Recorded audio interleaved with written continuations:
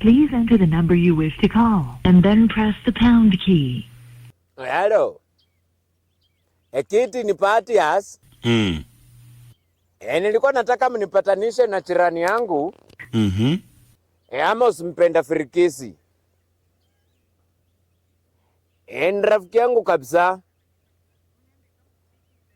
Hata juzi hatukukosana. Ilikuwa juzi. Sasa Kiti, shida mahali ilitokea. Mimi nilikuwa tuko poma yangu, nilikuwa najishughulisha tu na mashughuli zangu za kunoa mafisu na mapanga.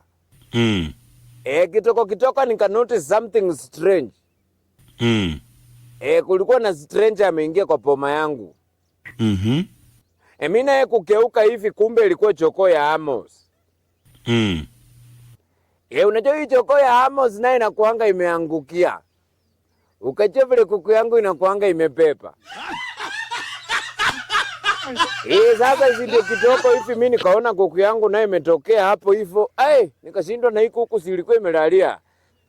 Kwani imeacha mayai ikarudi soko. Hata sekunde mbili haijaisha Kiti.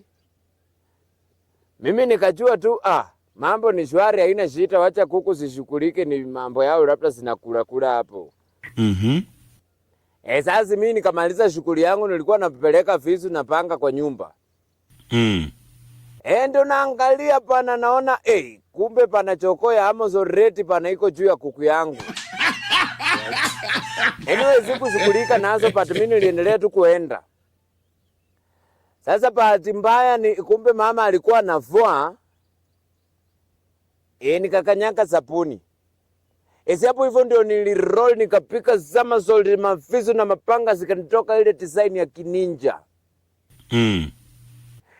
Ndio kwa bahati mzuri ama mbaya, choko ya Amos ilienda the right direction ambayo ilikuwa the wrong direction ya fisu ambayo nilikuwa nimenoa.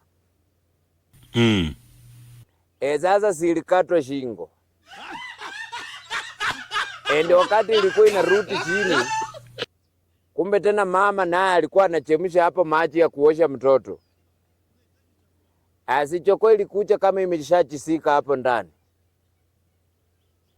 Hapo ndio mama akaona hakuna haja tukae hivi, waacha tutili na evidence.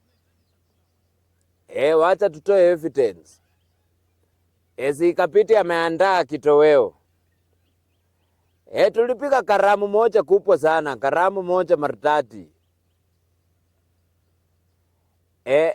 Ilipidi tumeishambulia na Kiti, nilikuwa naomba tu na Mungu ailaze choko ya Amos mahali pepa chooni.